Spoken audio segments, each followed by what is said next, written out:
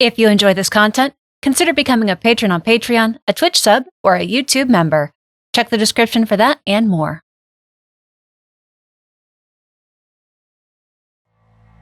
Let's hear a story about a little guy that could.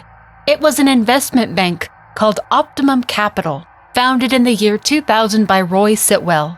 Within 2 years, Optimum Capital was big enough to purchase a security corporation all its own called Paragon Security Group.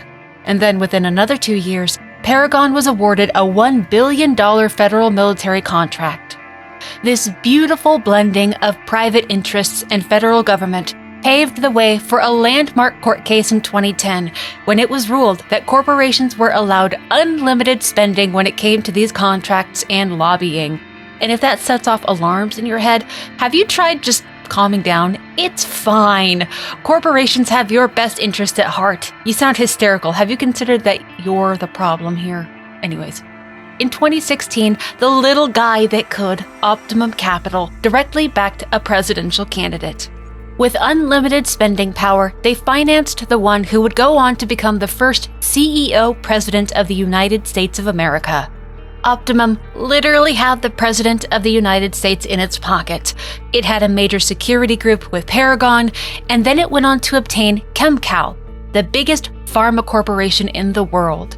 It remained as 3 distinct groups for a few years until 2022, when Optimum, the little guy, decided to become the big guy.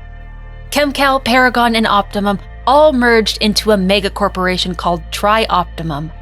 It seemed to be an unstoppable, ever-growing, and influencing force in the world, but it wasn't without competition. There were other mega corporations and countless other smaller corporations in just the United States.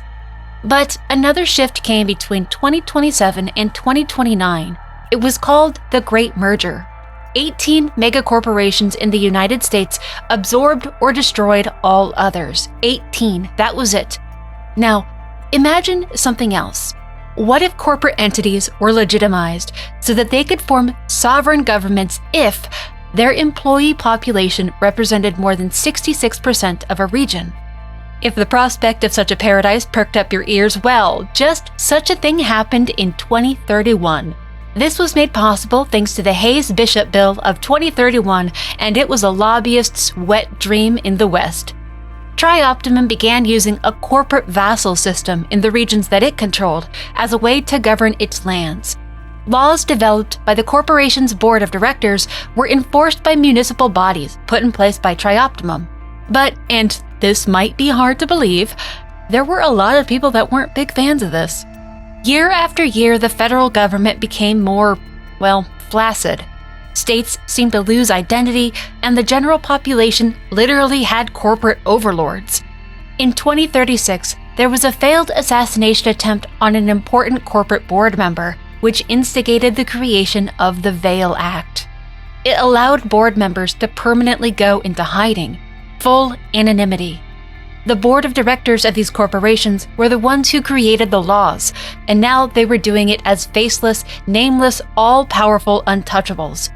Within 4 years of the Veil Act being created, state boundaries were dissolved, and the United States was partitioned into corporate sectors. For nearly 2 decades, this was just the new reality of former America. Everything became more entrenched in the value of revenue and profit, and there wasn't a damn thing the average person could do about it. Everyone had to be complicit in the new standard of living, because progress waits for no one. In 2059, the dream was finally achieved: corporate singularity. TriOptimum achieved absorbing all other corporate competition, which meant the land once known as America belonged to TriOptimum now. TriOptimum only had one power source for their governance: the board of directors.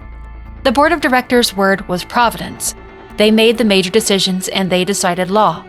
Below them was a hierarchy, however. Sitting at the top were the executives.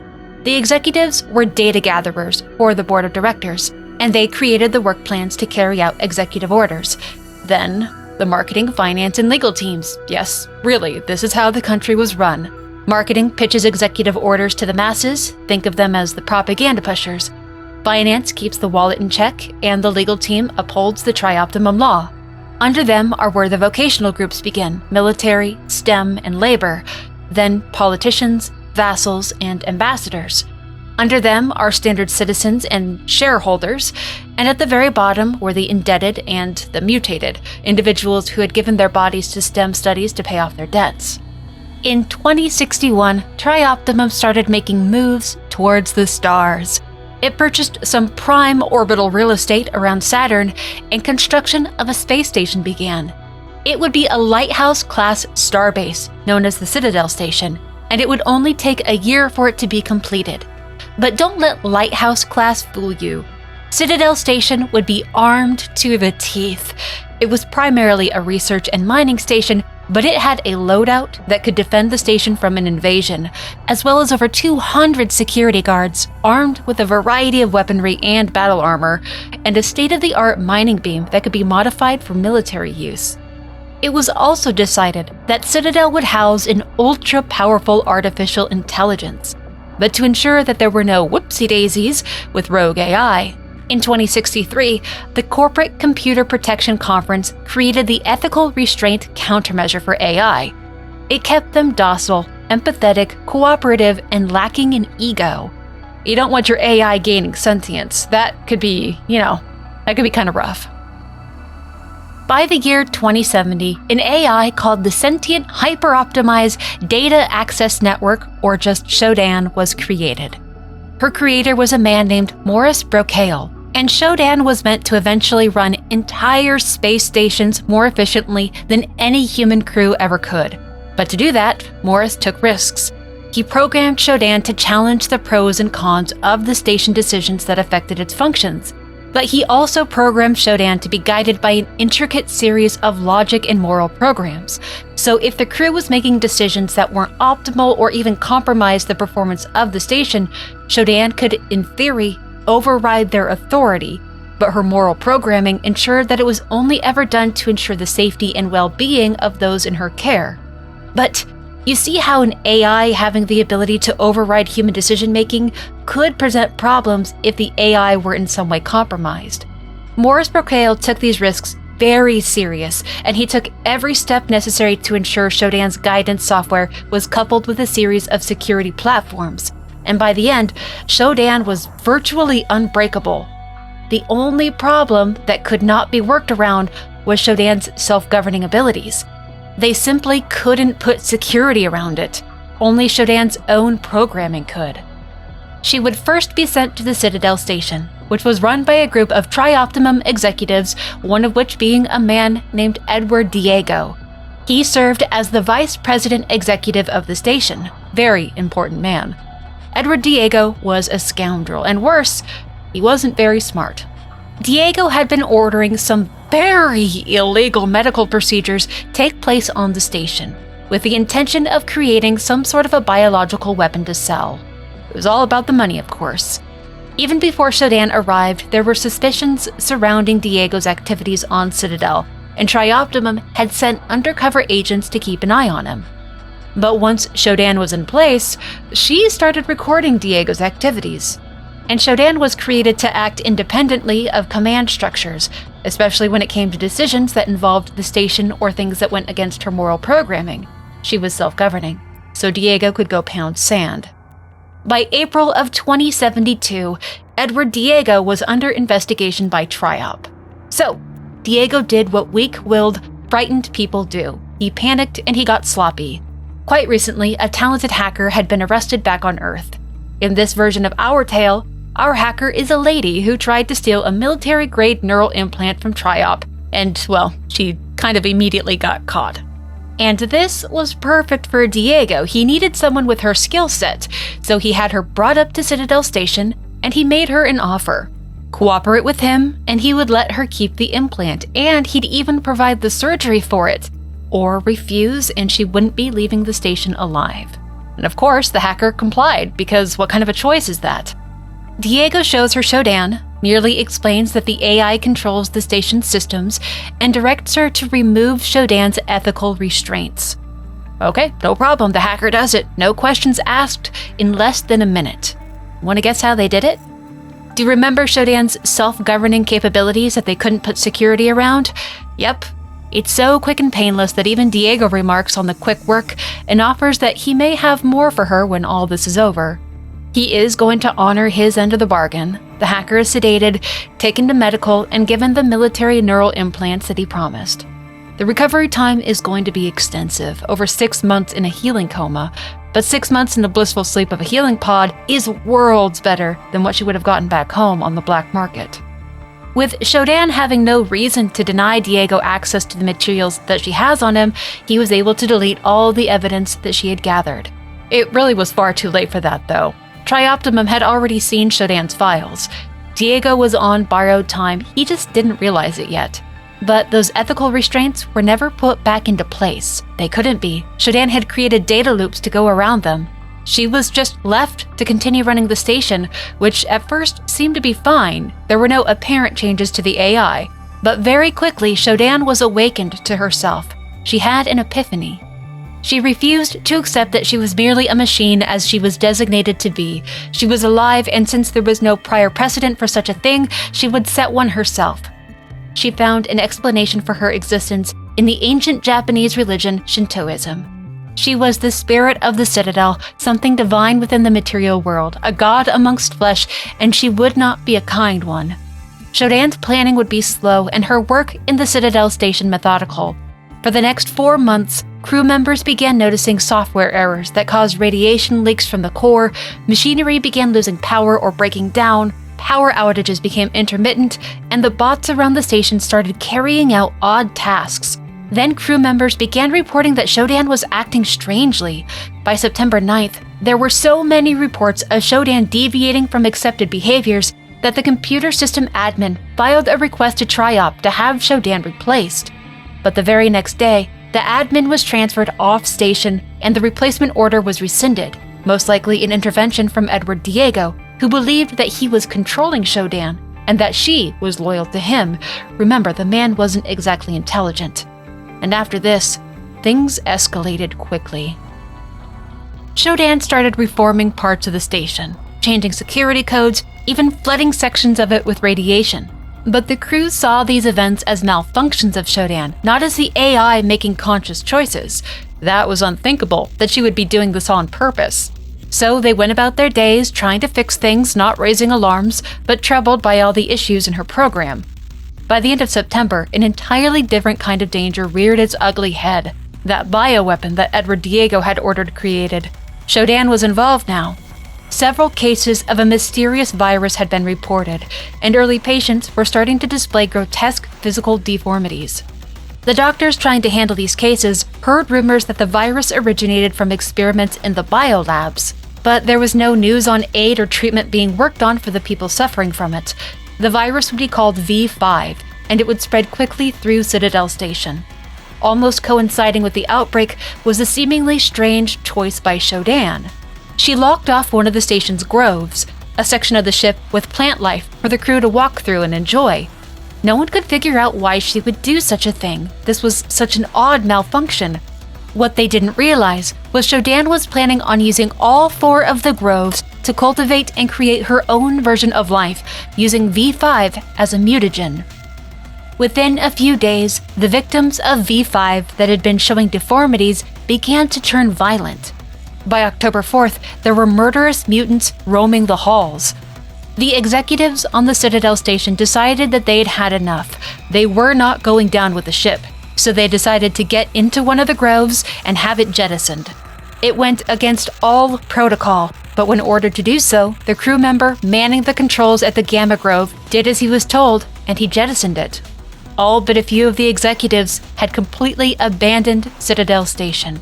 Once it was done, the crew member that pushed the jettison button realized that SHODAN had disabled the post-jettison life support to the groves. Well, at least they still had Edward Diego.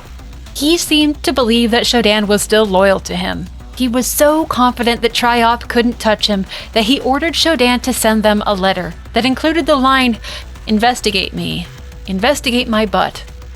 Medical personnel tried to impose quarantine measures to hold back the spread of V5, but with the lack of leadership and chaos already breaking out, it just didn't work. Riots started in the research section of the station on October 9th. Crew members shut down and barricaded themselves in a lab, and in response, TriOptimum sent a military transport to contain the situation. But the transport was shot down by the station's defenses. Remember, Citadel Station could double as a military stronghold.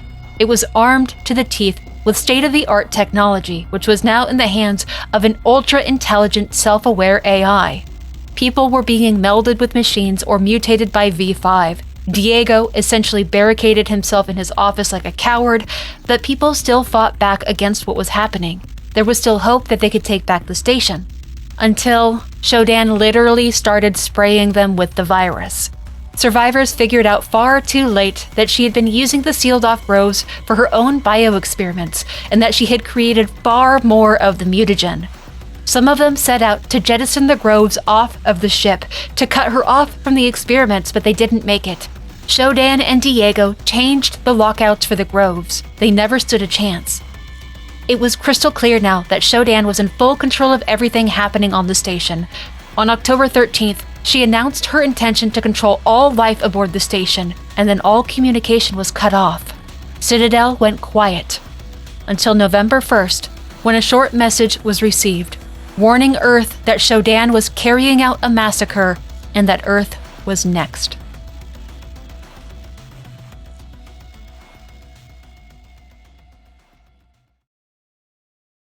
This video is supported by patrons on Patreon, YouTube members, and Twitch subs.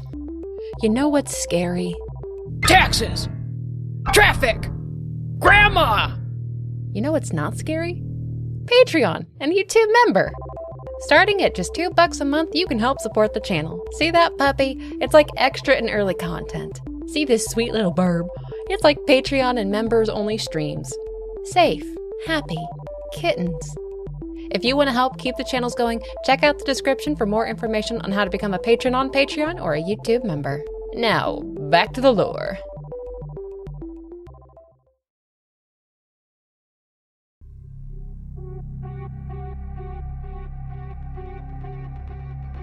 Rebecca Lansing was put in charge of the operation. She was a TriOptimum anti-terrorism consultant, and she had a reputation for handling delicate situations quietly. She was made aware of an employee on Citadel Station marked 2-4601. And it was the strangest thing, because it seemed like this employee had spent over 6 months in a healing pod in a coma, and there was no record of this particular employee, what they were doing here. Why were they in a healing coma? Regardless, it was their only chance at making a contact with somebody alive on the station. TriOp techs were going to make a quick connection to Citadel Station's cyberspace, plant some files and programs for this employee 2-4601, wake them up, and get them out before SHODAN noticed their little intrusion. The sleeping employee is an unregistered one, so SHODAN shouldn't even be aware of her existence. If they can get her compliance, it's their best and only chance at stopping the AI from within. No one really liked the idea, but it had been 3 days since they'd received that awful warning from the crew on Citadel, and earlier that very day, SHODAN had sent a taunting message to Earth promising that she would raise the cities of Earth and reform life in my image. On November 6th, 2072, the hacker finally woke up. And none too soon, because that day, SHODAN's violence towards Earth was set to begin. They were all alone in a room still untouched by everything taking place on the station, but well enough to get moving. She picked up everything useful in the room she could, because presumably all this valuable tech was left for her. And after all, what's the point in getting military-grade neural implants if you're not going to use them, right? Once plugged in, a transmission is sent to her from Rebecca Lansing back on Earth, informing her of SHODAN's activities that day. SHODAN, like that AI that she'd hacked a while ago. She's charging up Citadel Station's mining lasers and pointing it towards Earth. Remember, that thing can double as a weapon, and a devastating one at that. Rebecca tells the hacker to get to Nathan Darcy's office on the medical level's central hub, as he can stop the laser if he's alive.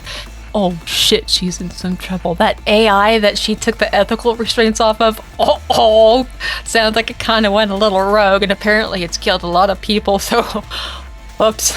Doesn't sound like they've quite put together that she's the one that took the ethical restraints off yet, so yeah, maybe she can fix this. There will be very little hand-holding in this venture.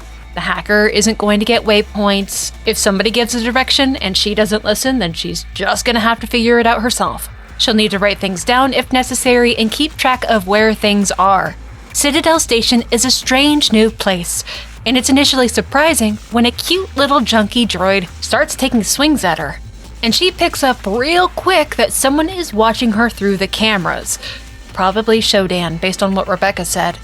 She needs to break them, lower SHODAN's ability to track her and her control over that level of the station. The elevators won't even be accessible until SHODAN's control is taken away. The corpses that she finds are just wrong. They're not brutalized. They just look sickly.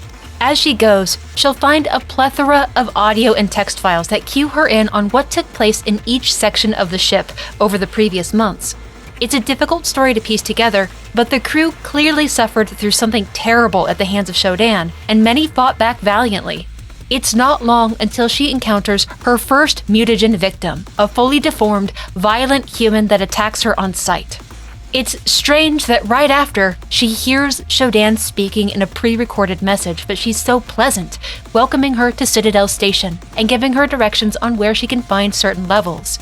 While it plays, the hacker enters another medical room with people on beds, twitching and unresponsive, as surgeons walk amongst them, monitoring each person. The hacker doesn't give them a chance to respond, killing them quickly and then taking in the room. There's no way to save these people, and she'll encounter many more like this. They're being changed, fused with machines, soon to be cyborgs. All she can do is move on. Another aspect of the station the hacker will need to become accustomed to are the cyberspace terminals. Something very important about the hacker are her implants. Her implants make her specially equipped for these things. Sometimes they'll be mandatory, but usually completing these will get her access to rooms with really nice upgrades or resources. They're generally, admittedly, giant pains in the ass to get through, and sometimes a bit nauseating to watch. But not everybody can get access to these cyberspace terminals, and that the hacker can will give her a massive advantage when dealing with SHODAN. The farther into medical she goes, the more bloody things become. Cyborgs and a wider variety of enemies start appearing too, which really slows down her progress. Finding Nathan Darcy's office is one hell of a task, but she does make it, and inside she finds the man's headless corpse. Thankfully, he left a detailed log laying out his plan to stop the mining laser, fire it into the station's own shields. It takes a long time to power the lasers up, so they'll have some time to intercept the firing window from SHODAN. This is the hacker's job now. She needs to get to the research level, get isotope X22 for the shields, which will empower them, get a safety override code in the library, get down to the reactor and use X22 on the shields, and finally fire the mining laser into the empowered shields from the Research Control Center. Super simple, right? And just like that, the next several hours are laid out for the hacker. A series of tasks she must complete in whatever order she chooses. All that from one audio file. "You are not welcomed here. Remove yourself," are the first words SHODAN says in acknowledgement of the hacker. But she'll prove herself to be quite talkative and an absolute narcissist. It's perhaps her greatest weakness and fault. She needs to glorify herself, to gloat. She all but tells the hacker that they can't use the elevator because she has too many cameras and nodes active on the level. So the hacker will just destroy more of them. Problem solved. During the fall of Citadel Station, SHODAN sent messages to her cyborgs often, telling them of her plans as though giving sermons. She intended to use Earth as fertile soil for her own world to grow from, and she wasn't shy about explaining exactly how she was going to do it, with violence and the V5 mutagen she created. There was no fear of anything within SHODAN. Why would a god fear bags of meat? Deep within medical, the hacker finds those nodes that SHODAN mentioned, 4 of them. Destroying all of them severely limits SHODAN's control of the level and really gets the AI's attention. She's not quite so taunting and haughty this time. She asks the hacker who they are. There's no employee file on them. She promises that when the cyborgs do capture her, SHODAN will learn her secrets, and she'll learn more about pain than she ever wanted to. It's not a threat to be taken lightly. SHODAN believes herself to be a god. Who knows what she's really capable of right now? And interestingly, there's a number left on a monitor after the nodes were destroyed. And that can't be random, so the hacker writes it down for later, because nothing around here really seems to be random. It's almost a certainty that she'll be needing it later for something. The security level is low enough that she can now reach the research level via the elevators. During the hacker's run to them, Rebecca Lansing manages to call in and directly accuses the hacker of handing Edward Diego the keys to SHODAN. Ooh, it wasn't hard for them to piece it all together. Uh-oh. But Rebecca makes a deal with the hacker. If she can get the station back under control, TriOp will give her a clean slate. SHODAN has caught on to TriOp's transmissions coming in, and she is going to be cutting their conversations short when she catches them. But Rebecca's offer is just too good for the hacker to pass up, right? Sounds like this is her only chance for survival, and her only chance at not spending the rest of her life in a tiny little cell back on Earth. And hey, if she succeeds, maybe she'll be praised as a hero too. The research level is just as jacked up as medical was, except now there are turrets and giant security robots too, and they hit like a freight train. Edward Diego propaganda is playing on terminals, asking crew members to give in to what SHODAN the Goddess is doing, promising that it will grant them immortality. Can't help but wonder where old Diego is right now. What became of him in all this? Is the guy even still alive, or did SHODAN finally get tired of him and toss him into a trash compactor? The guy was being used by SHODAN from the beginning, almost as soon as she gained awareness. He was just too desperate and delusional to realize it. First up is Isotope X-22. Once the corridors are cleared and she finally has the lay of the land, the hacker finds it no problem. And they also happen to find the research level nodes quickly. Destroying them greatly drops the security level, so the elevators will be accessible. Really angering SHODAN, so much so that she sends a large group of cyborgs to kill the hacker, which totally fails, and it reveals another number on a monitor screen. This means something for sure. Then, the safety override code, that's easy enough to find. The code is 786. They'll have to come back to research in a bit, but their next errand requires going down to the reactor. The reactor level has got some big, nasty boys roaming around down there. There's radiation spills all over the place. There's not a lot of resources. She does find an interesting audio log down there from a crew member that was trying to reach the reactor core. Apparently, they were going to trigger a self-destruct in the core and then escape via life pods on the flight deck, and that's not a bad plan. Might be something to keep in mind for later should the opportunity arise. Whoever planned out this level must have been a glutton for punishment because it is a damned maze, even when the doors are unlocked and the hallways mostly cleared. But the hacker is able to spot where the reactor core is just in case she wants to come back to it later, and then locates the X-22 receptacle in the southwest corner of the level. This will power up the station's radiation shield enough to contain the mining laser. Then she inputs the safety override so that she'll be able to fire the laser with the shields up. And now, the gamble. Hope that the shields hold the laser and that SHODAN doesn't do something to interfere. And she has the run all the way up from the reactor to research to dread it. SHODAN has almost certainly noticed that the shields have been tampered with, right? She claims to be omnipotent. Still hasn't been able to stop the hacker yet, though. In the general control rooms back on research, SHODAN springs a nasty trap. 4 of her creations, her virus mutants. And they kinda humble the hacker a little bit. They are by far SHODAN's most effective attack thus far. She barely survives it. Now, SHODAN stated that she knew where the hacker would go, but the AI didn't state that it knew why the hacker would be there, so maybe there's a chance that this still works. In the control room, all she has to do is hit a button. Then it's just waiting. The force of the laser going off blows out the exterior cameras on the station, and it looks like it worked. SHODAN appearing on the screen is actually a welcome sight. She's clearly unhappy, but containing it so as not to give the hacker the satisfaction of her anger. She says that this will not save Earth, that instead, she'll use the mutagen in the groves. Well, that's a new problem. And what to do next? Go back down to the reactor, try to set off the self-destruct? That's gonna take a code or a key or something, and there's no chance she'll be able to just walk up and push a button, right? Maybe find the groves and destroy them so SHODAN can't jettison them towards Earth? While the hacker is walking to the elevators thinking, she gets a call from another survivor named Anna, who says they've been watching her on security feeds and that they need her help.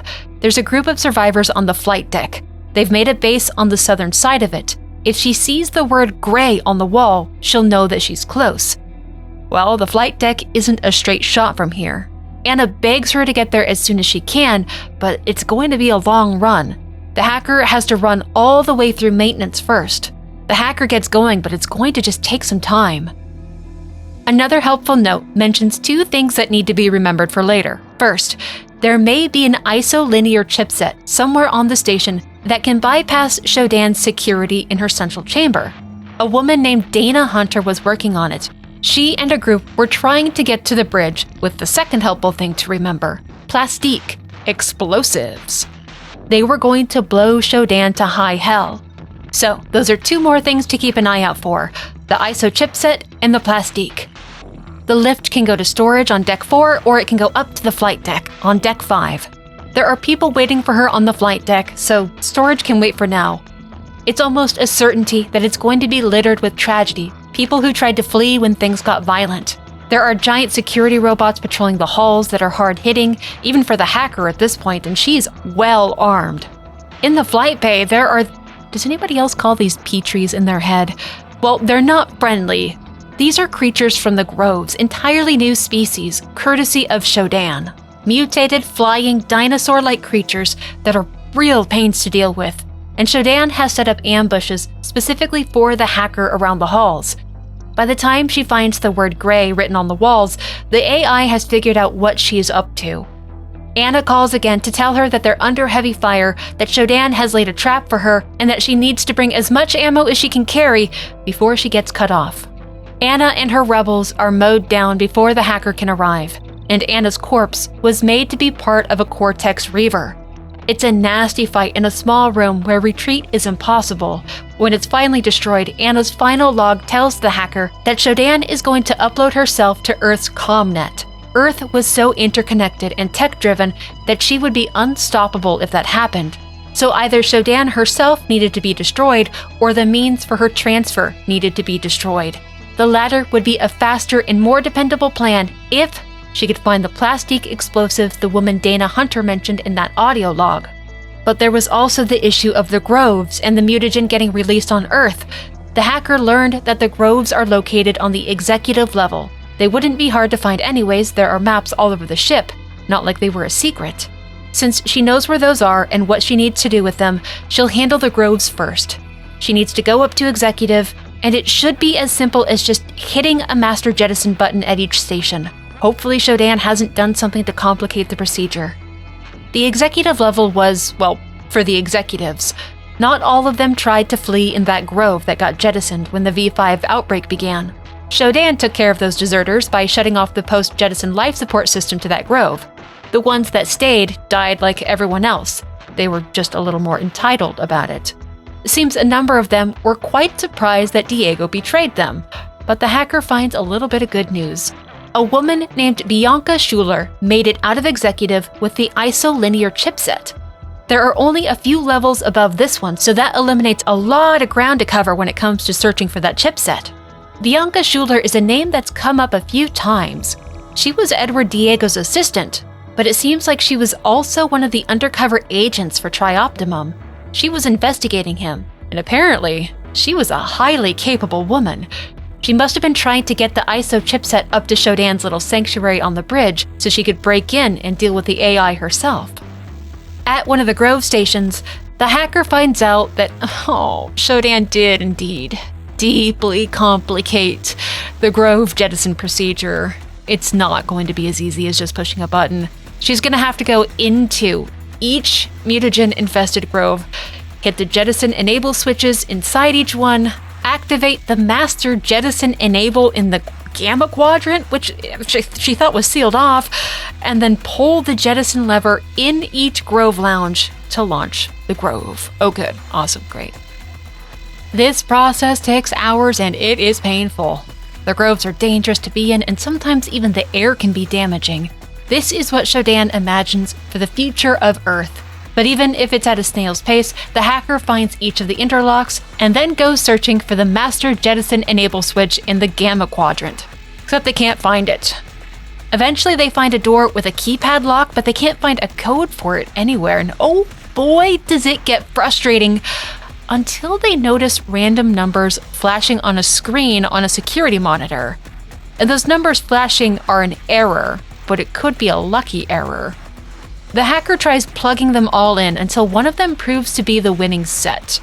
You see, it turns out what was flashing on that screen actually was a malfunction. It was a security breach. It shouldn't have been happening, which deepens the mystery about those security nodes and the numbers she's been collecting.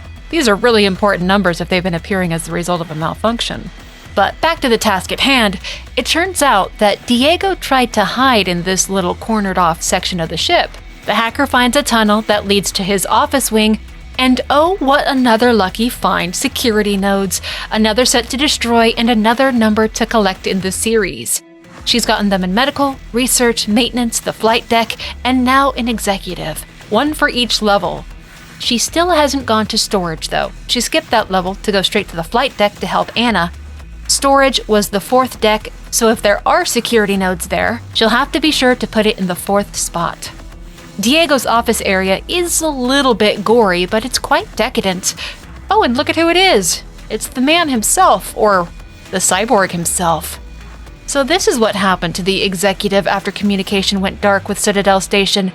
Oh, Diego is so much more than he once was, courtesy of SHODAN. He is a juggernaut, and the hacker is a loose end that he wants eliminated now. Edward Diego is completely loyal to SHODAN. It was required of him to save his own hide, and his current form is the result of that. The hacker doesn't get to kill him. He leaves the fight before that can happen, so he'll almost certainly be showing his ugly mug again real soon. It turns out that Master Jettison Enable button, it got put into Diego's office, because of course this had to be as difficult as possible. And to make it worse, it's malfunctioning. And it tells her to go down to the repair bay on level 3 to consult a diagnostic report for more details. Oh, great, awesome. Thankfully, there's elevators really close that makes it not that far of a walk. And the diagnostic report says there's been some power systems failure in subsystem relay 428 that she needs to fix, and that turns into a whole big thing where she needs to go find an interface demodulator to replace a broken one, you know, as you do. She can hang out to take down more security cameras and explore more areas of the level previously unreachable. But inevitably, she lands back up in Diego's office, in front of that Master Jettison Enable switch. And finally, this time it works. It really works. These damned groves can be launched away from the station and away from Earth. SHODAN commands that she stops, but it's becoming more and more apparent that her forces on the station have become severely limited. And SHODAN herself can't do much to oppose the hacker at this point, at least not on the station levels that she's cleared out. SHODAN can have a bite, but right now she's mostly bark. Most of the big forces remaining have been pulled up to the bridge to defend SHODAN's sanctuary, so the hacker really doesn't have a lot of opposition to face on most of the ship anymore. She starts launching the groves one by one, and partway through, Rebecca Lansing makes contact with her again and informs her that they've picked up a surge of activity coming from Citadel Station.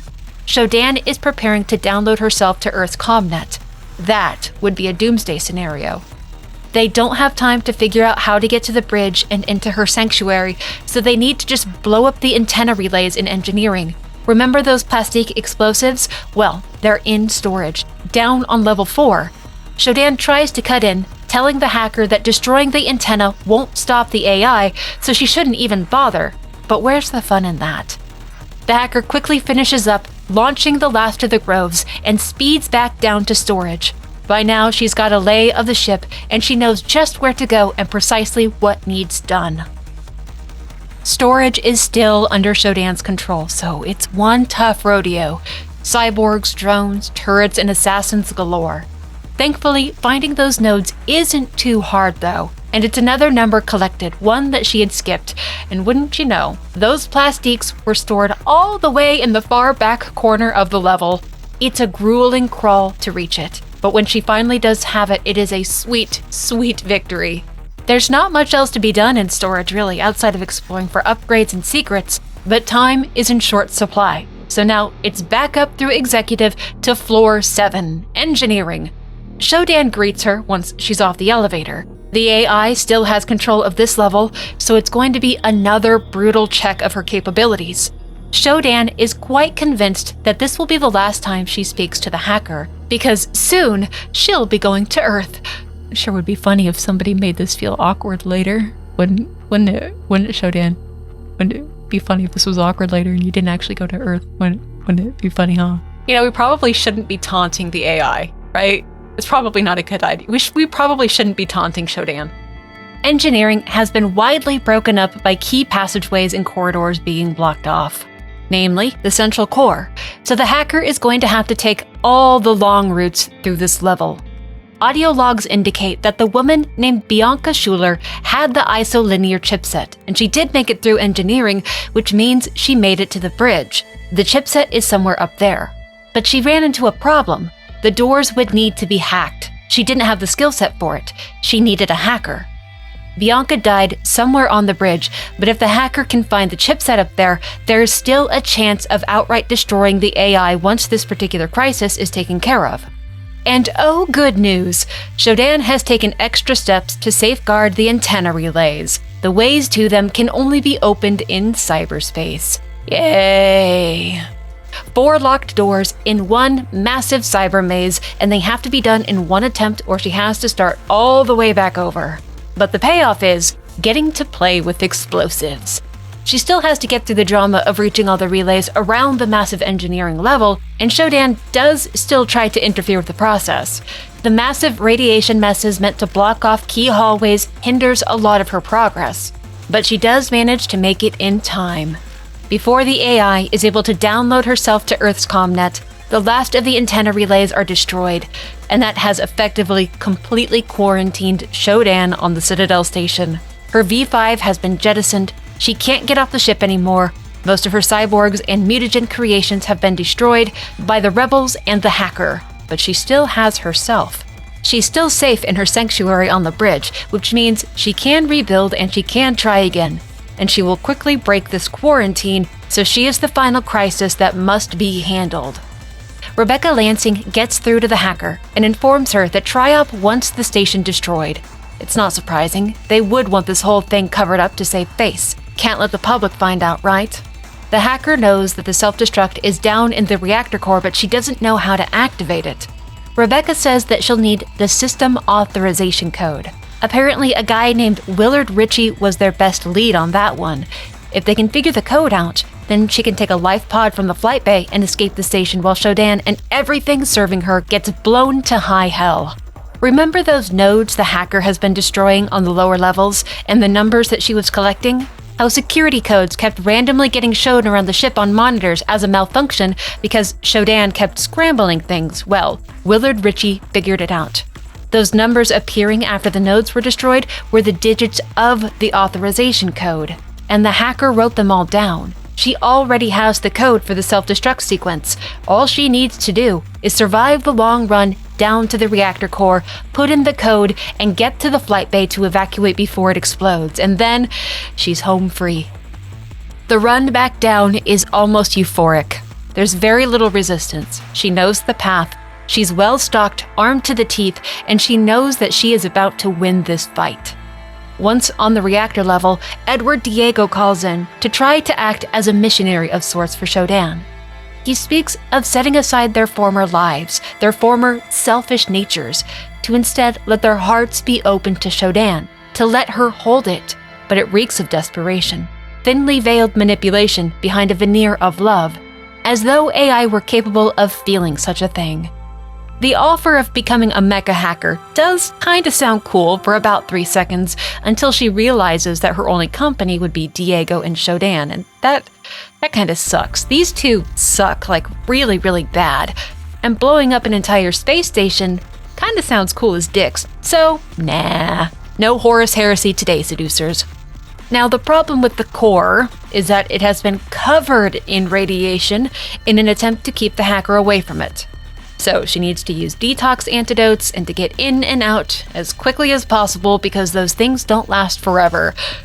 She gets in, still manages to get exposed to radiation, inputs the code, flips the switch, and puts the station into high alert. The self-destruct has been activated. She survives the trip out of the reactor, and finally SHODAN expresses her indignation at this rebellious creature and promises that if she is going to die, then so will the hacker. But the hacker isn't going to let that happen. She's hopping on a life pod and getting the hell out of here. She bolts as fast as possible through the station back up to the flight deck to where the life pods were safely stored away on the flight bay. And oh piss, it's Diego. And oh boy, it's bad. He was rough before, but this time he's ready for everything the hacker has, and he's highly motivated. He's gotten a few upgrades since the last time they met. Edward Diego might be a diaper baby turned coat piss boy, but he hits unbelievably hard, and he's so difficult to get away from once he starts bolting towards the hacker. It takes a lot of ammo to stop him, and it doesn't even kill him. He once again teleports out of the arena, which is suspicious. The station is about to self-destruct. Why would he just leave the hacker here to escape? She decides not to worry about it, to just get to the life pod and be done with it all, and it all goes according to plan until the final second, and SHODAN rips it all away. It takes some nerve to think that she could destroy the station and then just flee. SHODAN again lacks subtlety and boasts of a new plan. She's going to leave the hacker here to die. She plans on disconnecting the bridge from the rest of the station before the self-destruct goes off. And oh, that's smart. And oh, that's a problem. Because SHODAN is very much in the winning position now. The hacker needs to stow away on the bridge before SHODAN is able to detach it. Rebecca Lansing is able to call in long enough to tell her to cut through the security level to reach the bridge, but she's going to be quite on her own now. Every hallway sprint is a little hair-raising because the self-destruct is going off soon and SHODAN is actively disconnecting the bridge. That's at least a process that will take time because Citadel is a massive station. She knows exactly where the elevator to security is. She found it on her first run through engineering when tracking down the antenna relays. Edward Diego calls her one more time once she's reached security to thank her for her work when hacking into SHODAN some months ago. And he promises that they will be seeing each other again very soon. Things between them are not settled yet. Security is still under the control of SHODAN technically, and full of hostiles. It will be her last blockade before the bridge.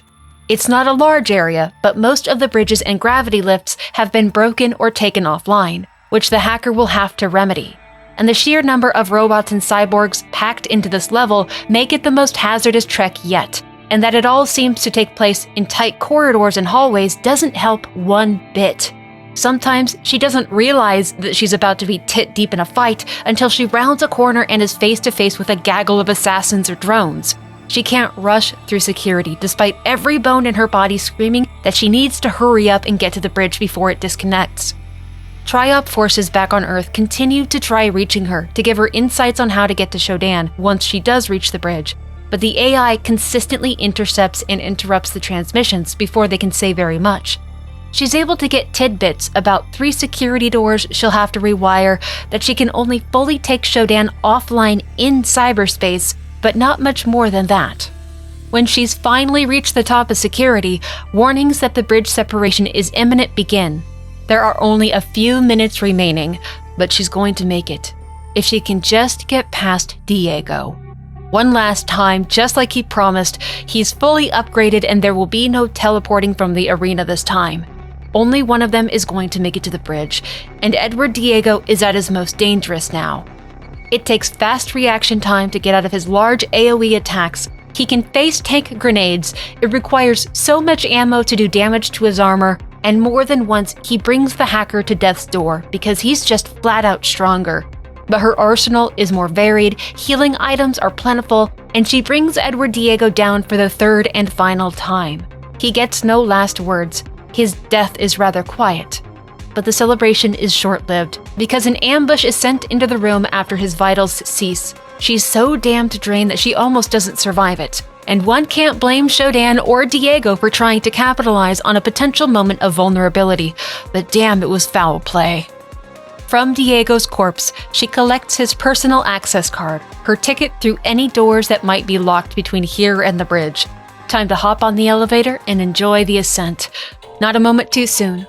While she rides the elevator up, the bridge disconnects, safely flies away, and the rest of Citadel Station explodes.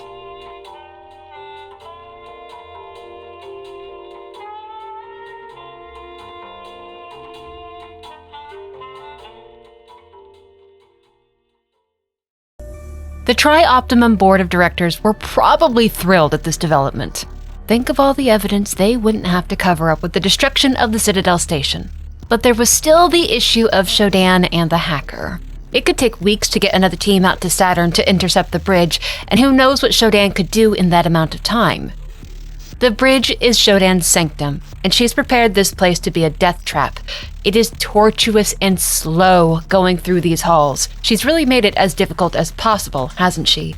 But guess what the hacker finds? The isolinear chipset on the corpse of a Cortex Reaver, made by Dana Hunter, brought all the way here by Bianca Schuler. If the hacker can get through those 3 security doors, then this will allow her to reach SHODAN in cyberspace. Those doors are opened via junction boxes, hidden around the level in hard-to-track-down spots. They can be brute-forced with probes if she has them, or they'll just take time and patience to get through.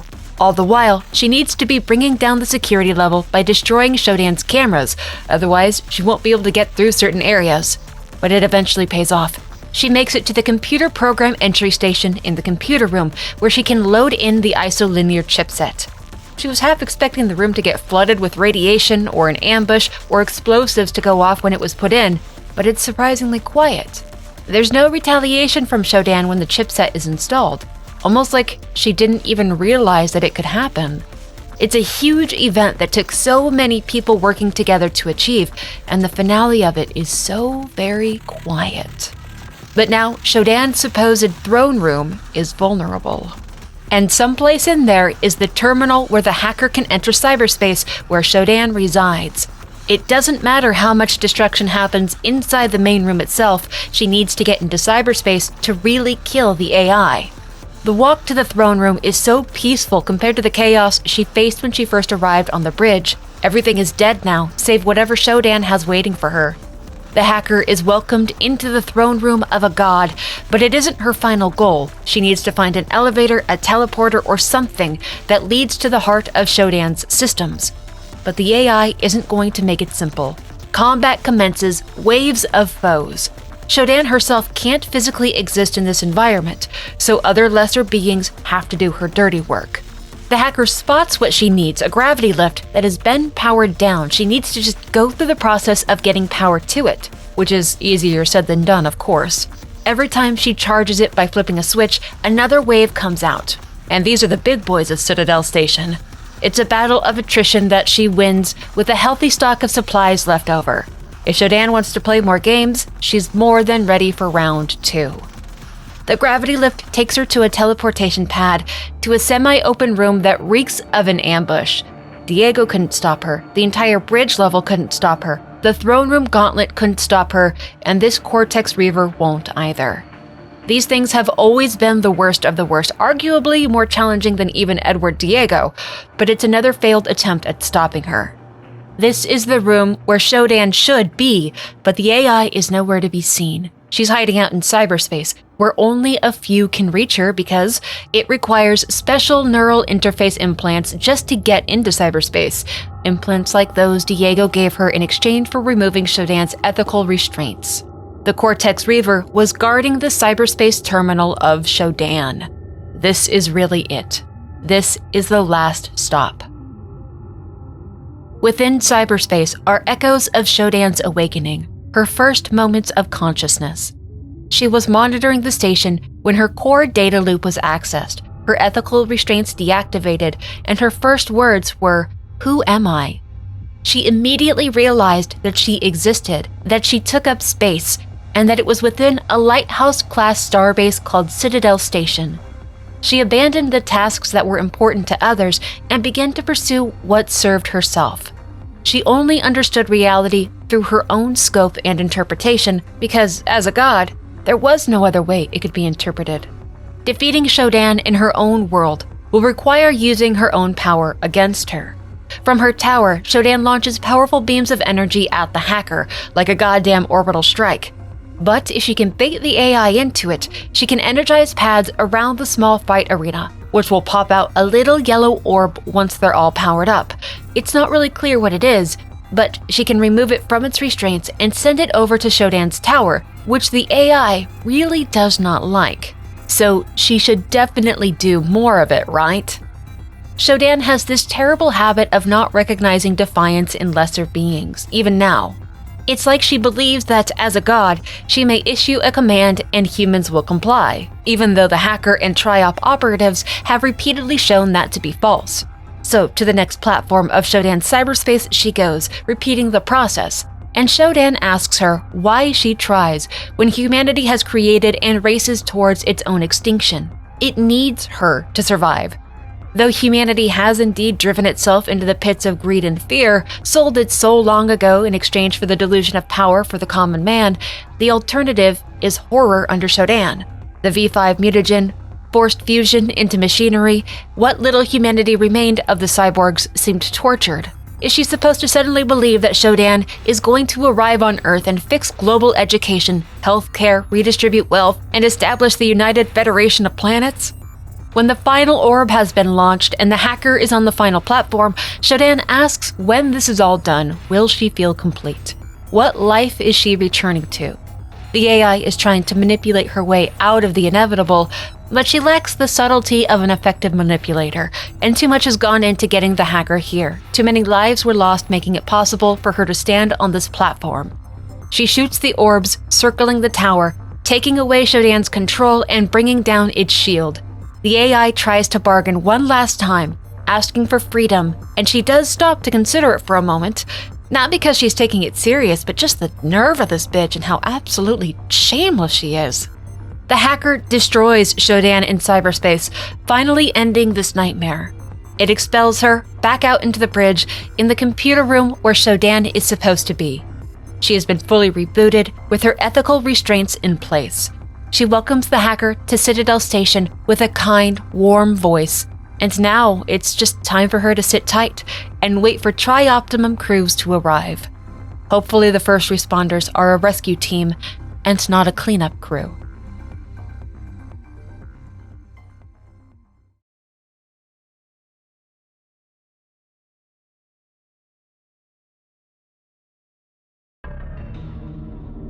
A happy enough ending did come for the hacker. She got back to Earth and became the most famous person on the planet for some time. TriOptimum's attempt to contain and control the narrative didn't work. A lot of people died on Citadel Station, and they left families behind. Eventually, even the truth about SHODAN was leaked out, and it sent shockwaves around the world. SHODAN became the new boogeyman in the darkness, the thing everyone feared, and the response was decisive. World governments rallied against megacorporations like TriOptimum to impose oversights on them or just overtake them, and tech development was almost completely halted. The hacker was hailed as a hero, but after a few years, she decided she didn't want that.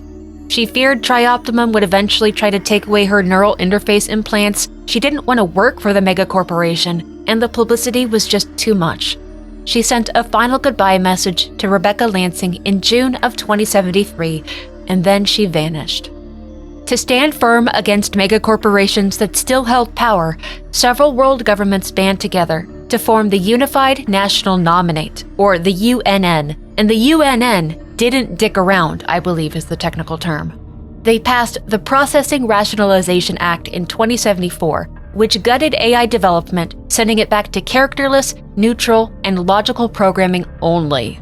This and business oversights were enforced with military and secret police, and if there wasn't a paper trail for something, the UNN would come knocking. All they needed was an excuse to shut something down. But remember, several megacorporations had military forces of their own, and they were recognized as legitimate governments. It was essentially a unified group of countries telling other countries what they could and could not do. For a few years, things were turbulent and it seemed like war was possible between the UNN and megacorporations that still retained power. Eventually, the UNN kind of claimed victory. TriOptimum was brought to heel, though it maintained its political control over what was once the USA. The same happened to other global megacorporations. They were gutted compared to what they once were, and everything they did was heavily scrutinized.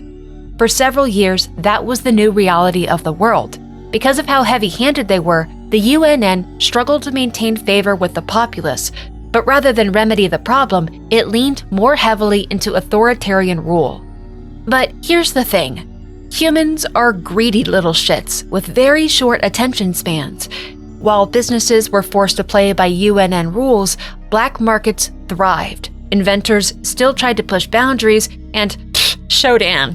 SHODAN who? What even is a SHODAN? An AI going rogue and taking over the world? Do you hear yourself? You sound crazy. Yeah, it's exhausting, isn't it? It's just exhausting. Keep that general vibe in mind, because here is where we pause to introduce a few key characters that will play a huge role in events that will take place around the turn of the century. The first of those greedy little shits being Anatoly Korenchkin. Anatoly was young when the Citadel Station events took place, but old enough for it to be embedded into his memory. He made his living as a gangster between 2078 and 2092, but really, he was so much more than just a gangster. While the UNN kept a leash on industry and advancements in the corporate world, the black market thrived, and people like Anatoly made their fortunes providing tech and services to those willing to pay a premium for things that couldn't be acquired in the private sector. But as the years passed and the UNN became more heavy-handed, security bots started replacing humans in law enforcement, which made the life of a gangster far more complicated and dangerous. So rather than fight it, Anatoly went legit. He used his vast fortune to buy 51% of TriOptimum. The megacorporation was a shadow of its former self, but it still held tens of thousands of patents, trademarks, and copyrights. And furthermore, the public was forgetting about the terrors of SHODAN and what happened on Citadel Station. There was higher public support for TriOp than there was for the UNN, simply because their brands were still looked upon fondly. Anatoly Korenchkin sought to capitalize on that. Next, we have Diego. No, not Edward Diego. No, he's dead. His son, actually, William Diego. William Diego was pretty young when his father died, and once news broke back on Earth of what Edward Diego had done, his family was hounded. It drove his mother to suicide, and it haunted William as he grew up. But he decided that he would not be his father's son. He would reclaim his family's name. This Diego went on to join the UNN Navy, where he would have an illustrious career. He quickly rose through the ranks, and after a highly publicized battle at Boston Harbor, he was hailed as a hero and became known nationwide as simply Captain Diego.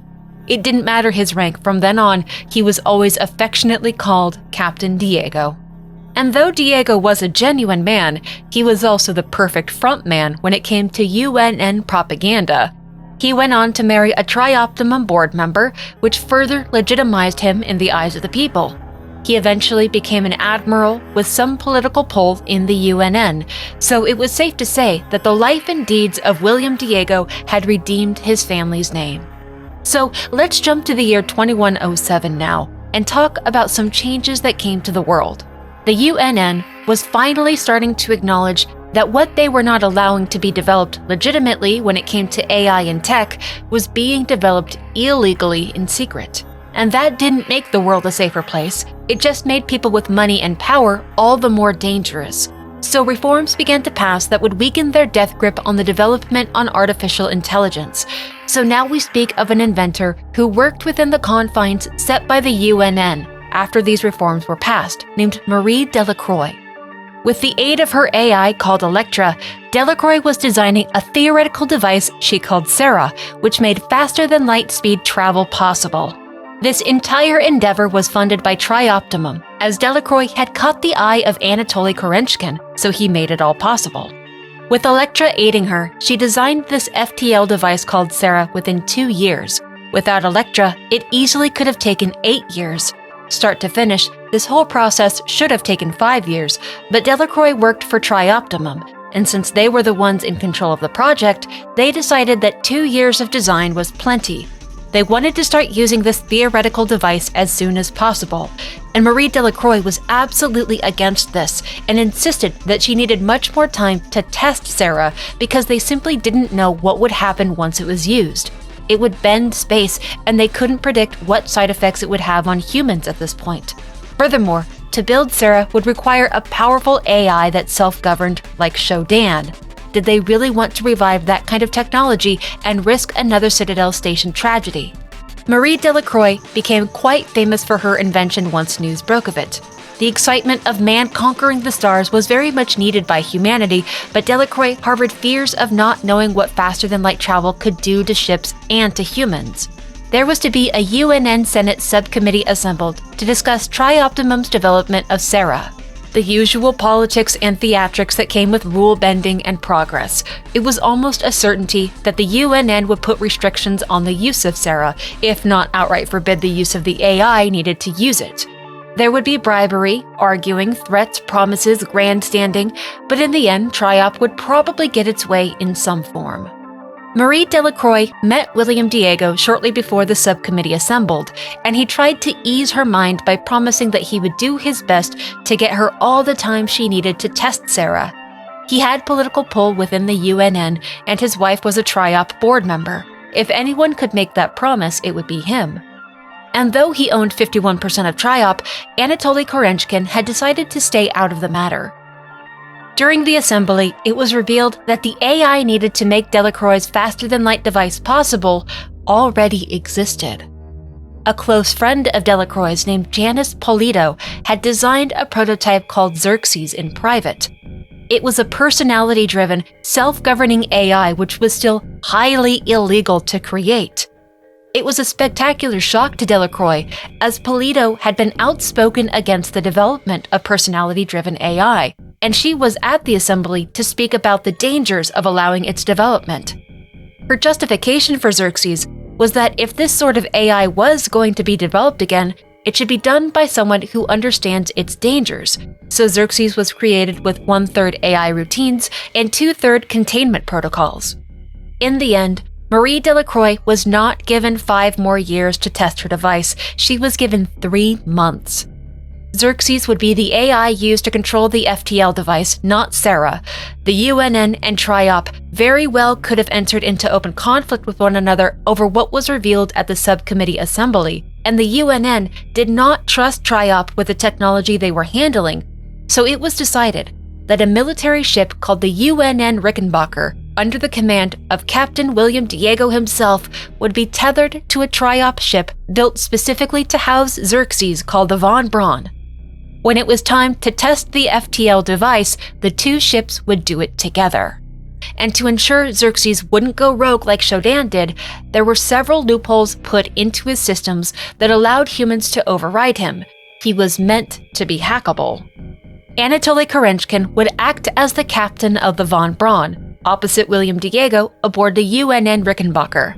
Janice Polito would be part of the crew of the Von Braun to maintain and monitor Xerxes, and Marie Delacroix too would be part of the journey to take care of the FTL device itself. When construction of the Von Braun was complete, it and the UNN Rickenbacker would take that voyage together and test the FTL device side by side.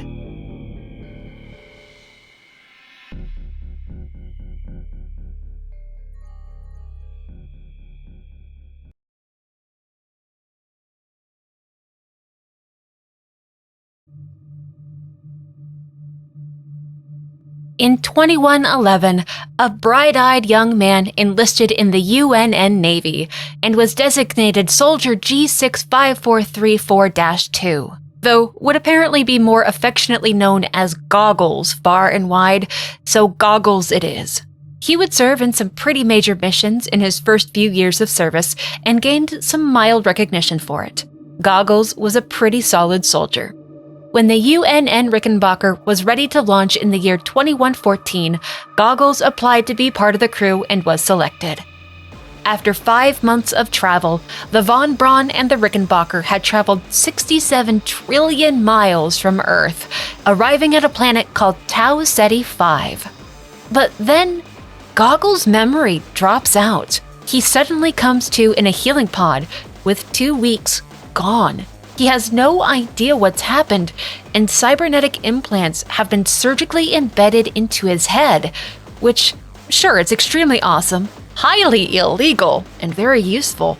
But what the hell is going on? The ship is shaking, it's damaged, there's blood all over the room, and he's alone. A woman named Janice Polito, the AI expert that takes care of Xerxes, calls him specifically and orders him very coldly to get himself together. She tells him that he is recovering from a surgery on the medical and science deck of the Von Braun, thus why his memory has gaps. He should be on the Rickenbacker at his post, but he's on the TriOptimum ship. She can't say specifically what, but some sort of a force has hijacked the ship. She says that he volunteered for the implant surgery and that he needs to get to her on Deck 4, the operations deck, and that they are after them both. And you know what? We're gonna do things different. If Goggles doesn't get to know what's going on, then neither do you. Let's get this party started, shall we? There are audio logs all over the place with codes to doors and bits of info about what happened to the ship, but it's just little drips of knowledge. There's no way he'll be able to piece things together by picking up logs like this. It'll be supplemental at best. Xerxes seems to be doing his job. He's announcing where the ship is dangerous, warning people to evacuate, so at least he's not gone haywire.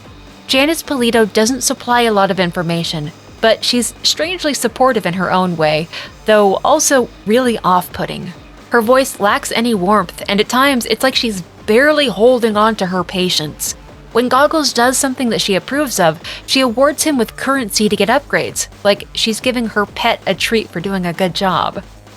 Goggles gets on for a while without any resistance, but goes past a lot of bodies, and it's pretty clear that these people weren't killed by ship damage. Something tore them apart. It stokes this special kind of rage within him, and it's not until he gets deep into the science deck that he finds out what has been killing people. It clearly was human, but has been mutated into something horrific. It only takes a few hits to kill. It's such a pathetic thing to see. What could have caused a human to mutate like this? He doesn't feel anger at them. He feels anger about what happened to them. These were his crewmates.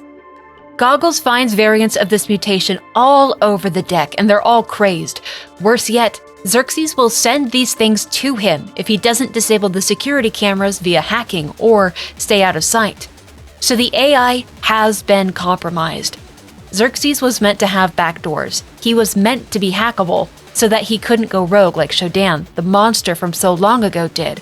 But why the hell would Xerxes be sending mutated human beings, and apparently also mutated monkeys, to attack innocent crew members? It's so creepy that Xerxes is still speaking over the intercom system as though he's functioning properly, reminding crew of protocol and responsibility, giving safety memos, yet he's actively shutting down power systems that could allow crew members to flee areas that need to be evacuated, effectively isolating entire decks. It requires so much work to get through the blockades Xerxes put up that prevent him from getting from just the science section into the medical section, and he almost didn't make it through that, and he hasn't even gone up to the next deck yet. The things that will make it possible for him to succeed are scavenging for resources and weapons, and the modules Polito sends him that make him more powerful. Otherwise, he would run out of steam quickly. Once actually in medical, Janice Polito tells Goggles that there's a man named Grassy here that was monitoring him while he was recovering in cryosleep. He will have a keycard to the crew section of the ship, and he might want to join Goggles in getting out of here. The prospect of having a companion is definitely a welcome one. Hopefully the rage virus monkeys didn't get to him first though, because this section of the ship is just riddled with them. Partway through medical, while looking for a keycard to the crew sector, Xerxes starts acting weird. Or at least more weird. He gets on the intercom and he starts talking directly to Goggles to ask why he persists in his loneliness. And then just a minute or so later, Goggles hears something called the Many in his ear. Overlapping voices talking in unison that ask, what is a drop of rain compared to the storm? Then, what is a thought compared to a mind? And their unity is full of wonder, which his tiny individualism cannot even conceive. Which, I'm I'm positive that Goggles can relate to the feeling that as soon as someone turns condescending or tries to tell me what to do, that's when I immediately double down, and even if it's like some psychic omnipotent force of the universe, I'll tell it to eat my whole entire gaping asshole before doing anything it demands because nobody bosses me around or talks to me like I'm 5 years old, so yeah. The many just got marked down as Goggles' prime suspect and enemy number 1. Polito did call whatever did all this a force. If the many speaks again, Goggles will be sure to listen and pick apart everything it says for clues. A doctor in medical named James Watts left behind a log that outlined something concerning that he'd found in mutation victims. They had some sort of a parasite in them that caused motor functions to return after body death. They even started speaking again in some cases. In Sector A of Medical, Xerxes calls out his location over the intercom system, but then speaks directly to Goggles again, relaying that the many wish to know his intentions. Is Goggles allied with her? Does he not know of her intentions or her history, that she once tried to destroy his species, and now he's doing her bidding? Is he talking about Janice Polito? Sounds like he's implying that Polito caused all of this, but what does he mean by once tried to destroy your species? Well, right now, Polito isn't the one actively trying to have him killed out in deep space. She's the only one helping him, in fact. He needs her, so the many can go gargle a nutsack. We're here for number 1, we're here for Team Goggles, and the moment Janice Polito betrays him, we're removing her limbs. Once in the crew sector, Polito calls in and orders him to find Dr. James Watt's room, though she doesn't clarify why. It's reasonable to assume that he would have the key cards or passcodes, but she's leaving Goggles to just blindly follow her commands here. Xerxes keeps acting stranger and creepier, still talking about the many and making blatant threats against him in a very monotone, matter-of-fact way. That he's so focused in on Goggles kind of makes him pause after a while. Are there no other survivors on the ship? Is anyone else getting this kind of special attention from the AI and the many? Or from Polito, for that matter? The creep factor isn't lowered by the mutation victims sometimes apologizing to him, by them begging him to kill them, by them warning him to watch out when they attack, or when they express confusion about what's happening to them. It's like part of who those people used to be is still in there despite their deaths. In a flooded part of the sector, he locates a message log from Polito herself to her friend Dr. Marie Delacroix, a name that he knows quite well. She was famous back on Earth for designing the faster-than-light device on the Von Braun and was a part of the crew. Apparently, when they neared the planet Tau Ceti 5, they picked up a distress beacon, which shouldn't have been possible. They were 67 trillion miles from Earth. An artifact had been brought back from the planet, and eventually it was discovered to be some sort of artificial intelligence that was trying to communicate with them. James Watts is nowhere to be seen in the crew sector, but there is a key card to the R&D sector in his desk, so Janice Polito calls in and tells him to get over there. Watts has an office in research and development. She speaks with certainty that he is there, that he is alive, but he is badly wounded and he needs to talk to the doctor before he dies. She finally tells Goggles that Watts should know the code to the maintenance access shaft, which means she's going to be sending him down to engineering in order to get him up to Deck 4. He has kind of been worried about that. There were a few logs mentioning Xerxes killing power to all the elevators, and he'd seen firsthand that everywhere was pretty much a dead end. So he's gonna have to go down there and reset the reactor core. Awesome. This is going to take forever. But not like he has any reason to doubt her, so off he goes. This is another long trek across the deck, back to a door that Goggles previously couldn't get through. But at least now things are a bit safer, since he's killed most of what was haunting these halls originally. Dr. Watt's office in R&D isn't a very promising sight. There's a mutated crew member skulking about, and what looks like an intact corpse on a medical bed behind it. When Goggles gets close enough, though, they lift their arm up and they start speaking. It's Watts, barely alive. He tells Goggles that the mutated aren't truly dead, that they want him as a host, and he needs to get away from here. Dr. Watts dies without giving Goggles the code, while the soldier is busy taking care of an ambush sent by the many. But the doctor made sure to keep the code on hand, in an audio log in his pocket. He has saved Goggles' ass royally by having this recorded. Without it, he would be stuck on this deck. Goggles has walked past the maintenance access shaft to engineering several times, so he knows where to backtrack to. It's finally time to get off the science and medical deck and down into the fresh hell that is engineering. Polito is getting more pushy and impatient with time. She doesn't quite seem to appreciate just how dangerous these halls are and how tender the flesh can be when impacted by sharp objects. The walkways to engineering control have been damaged and some areas are flooded with radiation, making this area especially hazardous to Goggles. He can't stay in some places very long, but he still needs to explore each corner, and the radiation leaks have caused the protective seals around the reactor core to lock.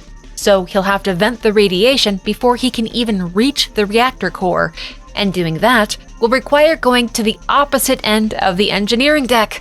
Great. The many will continue to whisper into his ear as he goes, trying to convince him to ally himself with them, to give himself over to them. They're a hive mind of sorts, with a central intelligence driving all of it.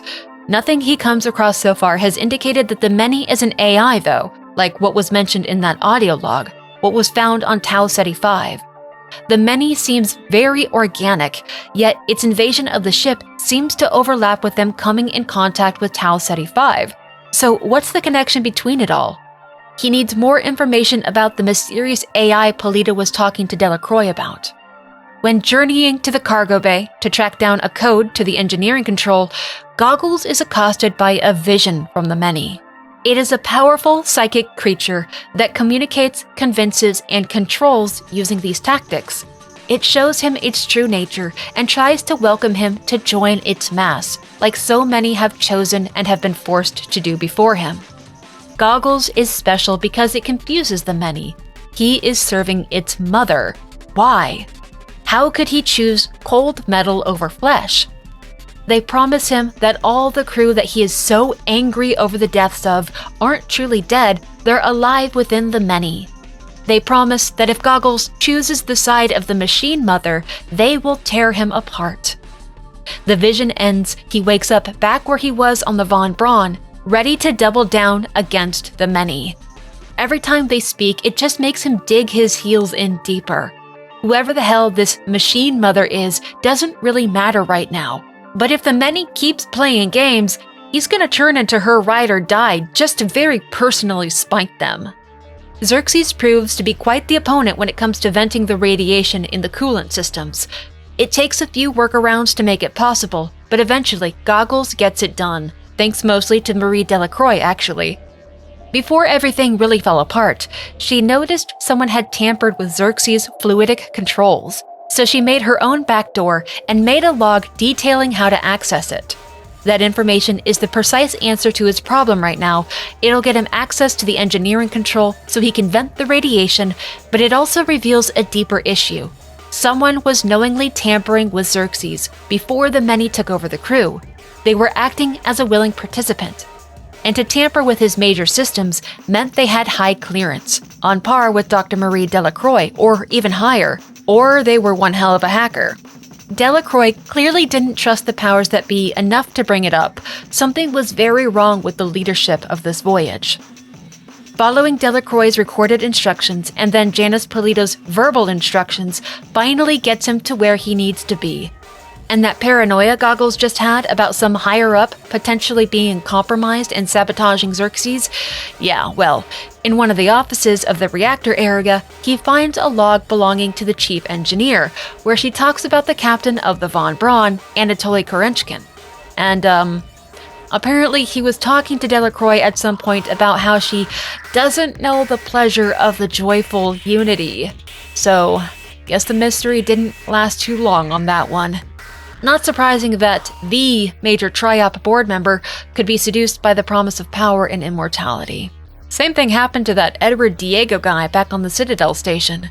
There's no way his son Captain William Diego would give in, though. It's almost a guarantee that he is still alive on the Rickenbacker, putting up a fight with the rest of the military crew, where he should be right now. With the core back online, the elevators are functioning again. In theory, at least, he should be able to go straight up to Deck 4, where Janice Polito is. She calls in with information on suit upgrades and snappy orders to get his ass in gear. He doesn't have to be told twice. He's ready to get the answers she seems to be withholding until he arrives in person. The elevator isn't far away, and it springs to life when he presses the button. Deck 4 is finally within reach. He enjoys the ride up to Deck 3. Boom, crash, something's on the track. Because nothing is ever easy. There's biomaterial plugging up the elevator shaft, and Polito lets him know that Deck 3 has apparently been altered to be a breeding chamber used by the many. Oh good, yeah, great, just what I wanted there. Butt stuff hive. This definitely won't be gross. Welp, he is going to need to clear the biomatter. Deck 3 is hydroponics, and nothing good ever happens in hydroponics. Isaac Clarke, Goggles, and I stand united in this.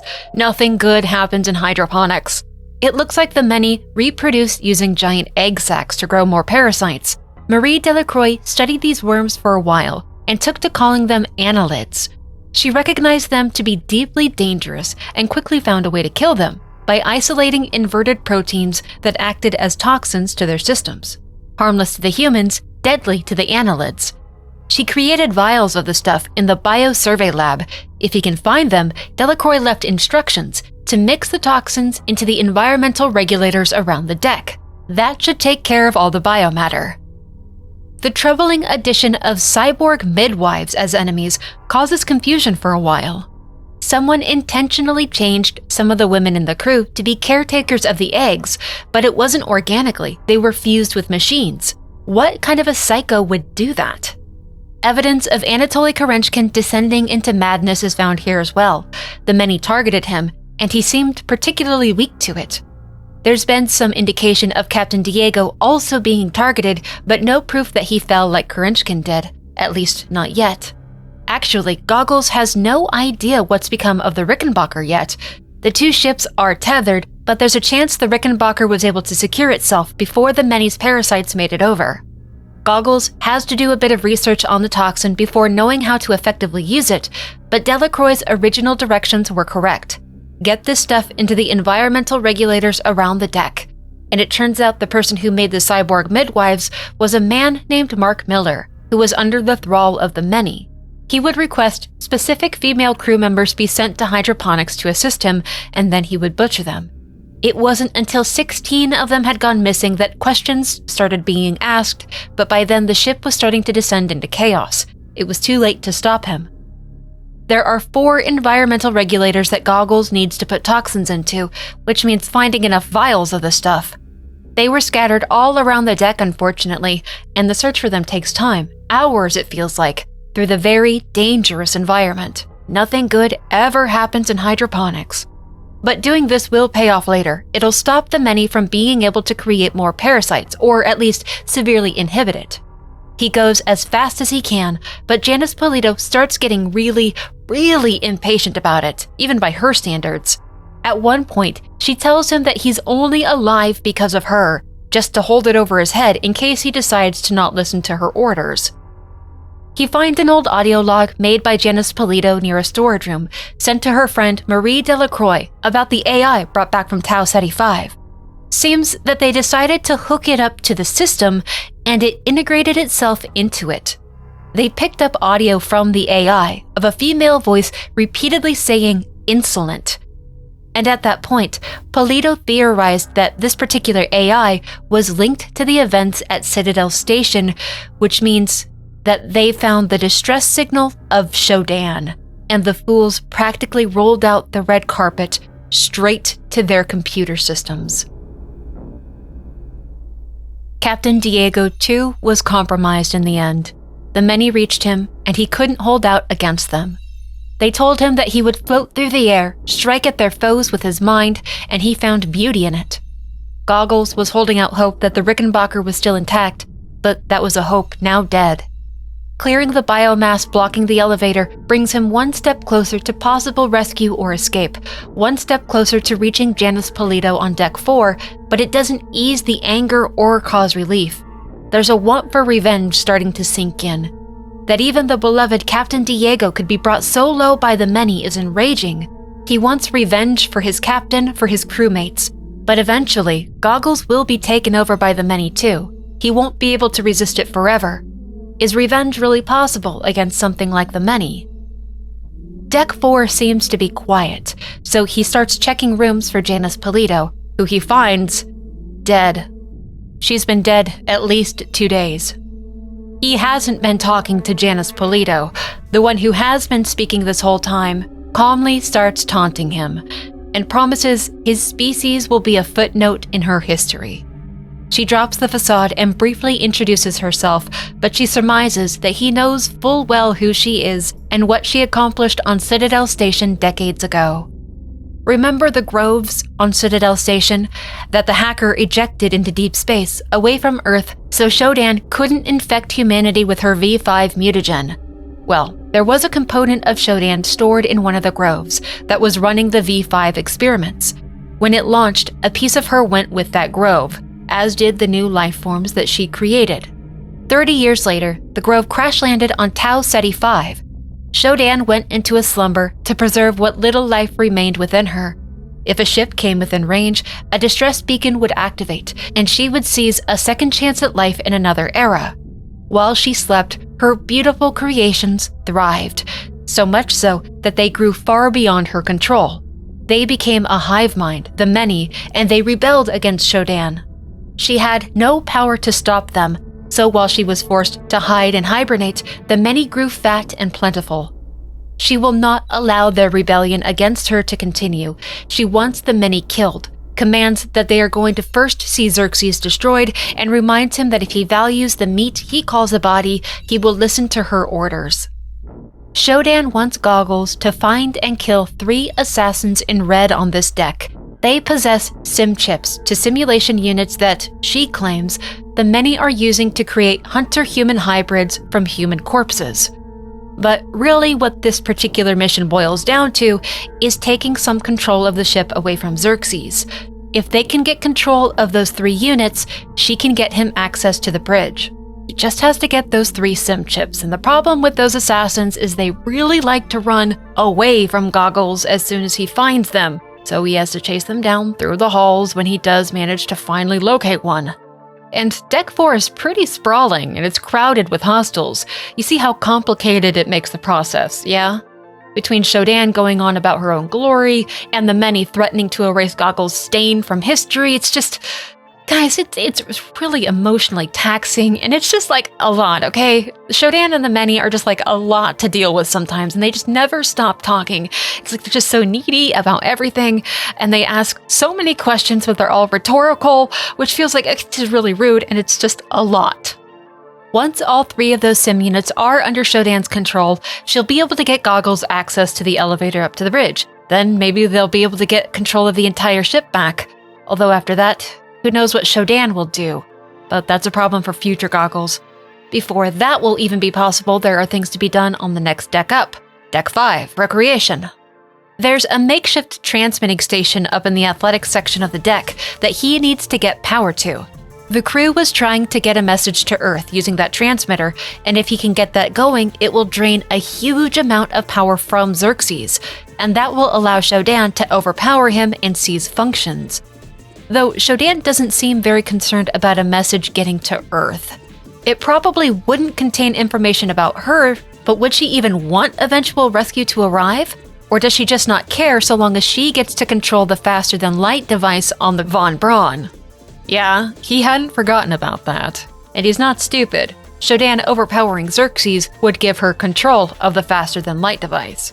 But that's just gonna have to be another problem for future Goggles. Once he's done with everything on Deck 4, he gets busy on Deck 5, searching for that transmitting station. And oh boy, Deck 5 is a doozy. It is massive. The recreation deck has a garden area, shopping, gyms, security, a medical bay, a theater, a bar, and a casino, even pleasure suites. The transmitting station was set up in the athletics sector, and the crew that did it were sneaky as hell about the codes to power it on. They hid the numbers in art displays, where the unappreciative alien mind of the many would never think to look. Unfortunately, that means Goggles has to go all around the deck looking for art displays on the walls, and hoping that they'll have hidden numbers in them.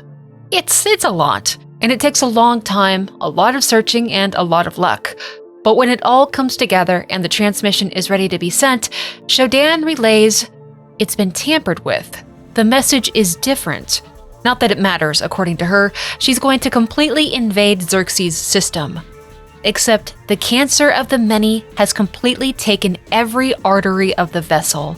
Even by SHODAN's standard, it is hopeless, she says. So they will proceed to the next plan. He has to go to Deck 6, the command deck. She will tell him her wishes when he arrives. SHODAN has decided that the Von Braun will be destroyed. If her creations cannot be brought to heel, then they will be exterminated. Goggles is to transfer her intelligence to the Rickenbacker. They're going to get off the Von Braun, and then they're going to blow it up. She needs him to get to the bridge, get the access card stored there that will grant him access to the command center down on the operations deck a few levels down, and then make that transfer. Goggles finds records of something disturbing as he fights to the bridge. The midwives were loading eggs onto shuttles on the Von Braun. The only place they would be sending them would be the Rickenbacker, so it's possible that it too is infested with annelids. That might be fixable though, as the Rickenbacker doesn't have a system that could support Xerxes, so it's free from the AI. If they can kill the many, then the Rickenbacker can at least be taken back. But then what? And the more one thinks about it, the more logical it is that SHODAN is going to betray him somehow once the many have been destroyed. It really doesn't make sense that she would destroy the faster-than-light device without a backup plan of some sort. An audio log in a hallway details precisely how to kill a large floating creature of some sort. Goggles isn't sure what it's talking about, but it seems important. There's apparently some terrible floating creature that attacks with psychic energy, and it can be destroyed, but it just comes back to life a few moments later. In truth, it's a projection. The actual creature is much smaller and becomes vulnerable when its projection is killed, so if he comes across something like this, he'll need to be aware of its strategy. Wild that he could have completely missed this bit of information. Outside the bridge, Marie Delacroix herself contacts Goggles. She's almost become a mythic character during this journey, a guide and savior who has saved his life over and over without once actually speaking directly to him. She says she has vital information for him and needs him to come to her in Cargo Bay A where she is trapped. The door to the cargo bay is sealed shut. He's going to have to force it open somehow, but he's not equipped for that right now. When Goggles gets into the deck area leading to the bridge, he discovers that his efforts to get systems back online have benefited others as well. A young couple named Tommy Suarez and Rebecca Sidens are fleeing for an escape pod, made possible because he got the elevators back online. The two lovebirds have had quite the fight through the Von Braun, but Rebecca will be able to fix the last broken down escape pod in the launch bay, and the two of them will make it off this doomed station together. But you know, there's something really magical about that, right? You know what's even more neato about that? Is Rebecca got a bit injured the day prior, and she got together some medical supplies to treat herself, and while doing that, she happened to find this really valuable looking implant just sitting around, and thought that it might have been military, but she didn't know for sure. It was just there. So she took it. And you know, it's just the funniest thing. Of all the people in this station, it was her and Tommy that made it to the literally only escape pod still left on the ship, with that unique, valuable looking implant that she might have probably used on herself because she just kept getting injured, you know, a few more times. And well, just remember that for later, okay? The access key card he is looking for is on the very top floor of the deck at the back of the bridge. The path there is covered in bodies. These people put up one hell of a fight, even in the confusion. Captain Diego knew that he was losing control of his mind. He saw Anatoly Kerenchkin given to the many quickly, but Diego fought them until the very end. And there were so many like Diego who knew what was happening and tried to fight to maintain control, or who refused to allow the many to take over their bodies and ended their lives as a final act of rebellion against it. With the access keycard, Goggles makes the trek back down to the operations deck to the override computer, knowing that Marie Delacroix is still waiting for him in that cargo bay back on the command deck that he just left. She said to meet her there as soon as possible, but SHODAN is watching and she's the one issuing orders that he has to follow. Hopefully the information she has isn't some massive plot twist that reveals everything he's doing right now is a cataclysmic mistake, and that if he'd gone to see her first, it would have changed everything, because that would be unfortunate and cliche, wouldn't it? Once he has the operations override computer activated, SHODAN gives him the code to activate the self-destruct in the reactor core down in the engineering deck. Sounds like she remembers something from a particular hacker's playbook a few decades ago. Well, engineering is all the way down at the bottom of the ship. Poor Delacroix is still waiting. He can take the elevator back down to engineering, but from there it's a fight to the core itself. Xerxes and the many send as much resistance as possible his way. It is a brutal fight down to the guts of the ship. Even the midwives are sent to try and stop him, but he eventually makes it all the way back to a door that he remembers from so long ago, which was locked and he was forced to leave unopened. It was the core. He does as he was instructed, opening the door, putting in the code SHODAN gave him to activate the self-destruct, and now she can blow this ship to bits whenever she pleases. The only thing holding her back is that the Rickenbacker is still connected to it. She needs him to disconnect the ships, which means he needs to get back up to the command deck and pass through the umbilical to the Rickenbacker to unlatch the vessels. Thankfully, the way back to the elevator is clear and easy. The hard part is done. He just needs to get to Deck 6 again and somehow get to Delacroix in the cargo bay. Once he's back on the deck, SHODAN issues a new order. The annelids are loading their offspring onto shuttles, and she wants them destroyed before they can take off. And he actually stands in agreement on this. SHODAN's motives are petty and vindictive, his are survival. Those shuttles cannot reach the Rickenbacker. There are only 2 that need dealt with, and blowing up one gets him access to Cargo Bay A where Marie Delacroix is. 2 problems solved, except SHODAN doesn't want him to go in there. She orders him to turn around and go to the umbilical immediately. Going to Delacroix would be an outright rebellious act against SHODAN, and she doesn't seem to handle those well. But he needs to know what the doctor wanted to tell him. He owes her so much, and defying SHODAN is the least he can do for her at this point. To his absolute dismay, there's a midwife in the cargo bay. He kills it and hopes that Delacroix was maybe able to hide someplace, but it was too much to hope for. He finds her corpse in the cargo bay. He was too late. Her final audio log is short, but details that SHODAN abandoned her here, and the AI plans on seizing the faster-than-light device in the Von Braun, except SHODAN told him that she was going to destroy the Von Braun. The Rickenbacker isn't capable of supporting the FTL device, so she would need to have the Von Braun if she intended to use it for herself. He was suspicious of this, but Delacroix just confirmed the worst-case scenario. SHODAN has been lying to him this whole time. That would get her back to Earth with a TriOp ship, a military vessel and all its weaponry, and she could bide her time building a cyborg and robotic army like what she had on the Citadel Station. Well, this AI is absolutely pure evil, isn't she? SHODAN is fully aware that Goggles defied her, and that he probably knows more than she would like in regards to Marie Delacroix's death, but she still needs him alive, so he's relatively safe from repercussions for now. But SHODAN is about to become a very big problem that he's going to have to handle. As soon as the many are dealt with, SHODAN is next. En route to the umbilical, something quite unexpected happens, even by Goggles standards. A force field goes up, and someone gets in contact with him psychically. Anatoly Kerenchkin, former gangster, 51% shareholder of TriOptimum, and captain of the Von Braun. Somehow he's still alive, and he wants to have a talk with Goggles. He orders him to come to the bridge of the ship, which isn't very far away, and that's just such a spicy proposition that even if there wasn't a force field up blocking his way, he'd go see what the old bastard has to say. It's a painless run back to the bridge, and the thought of talking to another human being again is kind of heartening, even if it is Anatoly. But waiting on the bridge is a weird floating meat sack thing that laughs at him. Oh good, this is what Anatoly turned into, and it is certainly unique. He's never seen anything like it. It dies after a few direct hits with explosives though. So much for Captain Kerenchkin. What an odd little event. What was the point of that? Goggles takes a look around to see if he missed something, and then finds that Kerenchkin is back. Huh. Oh, that audio note mentioned this.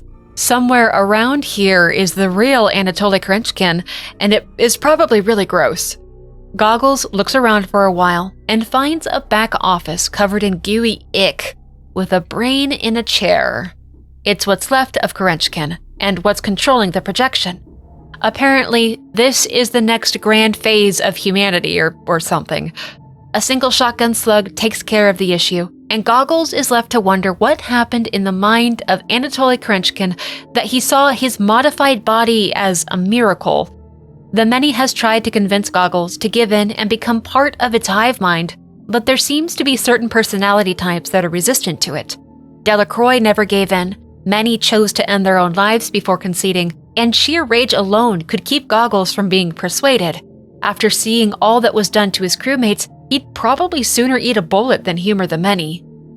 With Anatoly dead, the force field to the umbilical is gone. It's time to get off the Von Braun, over to the Rickenbacker, where the finale for this tragedy will finally have to play out. The Rickenbacker must be cleansed before SHODAN will destroy the Von Braun. There are 16 new experimental black annelid eggs on the deck, which must be destroyed before they hatch. She will not allow him to continue until it is done. What's within is an entirely new level of threat that humanity could never hope to stop. They have to be killed in their eggs. A most welcome voice greets him as he begins his hunt. It's Captain William Diego, still alive and in control of his mind. He was able to fight back against the Many. He's in the sickbay and he wants Goggles to come and find him. He's unable to move, and the soldier will understand when the two of them meet. As the Von Braun fell to madness, crew on the Rickenbacker tried to maintain order and hold off the spread of the Many and its parasites. There was almost no loyalty to Anatoly Krenchkin within the Navy. They barely seemed to tolerate the TriOp board member. And when the Von Braun captain began to act erratic, they quickly turned on him. As a result, they were able to put up a fight for some time, but the Rickenbacker eventually did succumb to madness as well. During the egg hunt, SHODAN orders him to change the gravity for the next segment of the ship when he comes to a special terminal deep in the bowels of the Rickenbacker. She says that it needs to be inverted to prevent an overload on equipment, which could cause an explosion. It seems like an odd request, but he complies. Things will be a little bit hard to navigate soon, but apparently it's necessary to prevent part of the ship from getting blown out. The hunt for these eggs becomes a righteous pain in the ass. He has to find every single one, their locations aren't exactly obvious, and this deck is huge.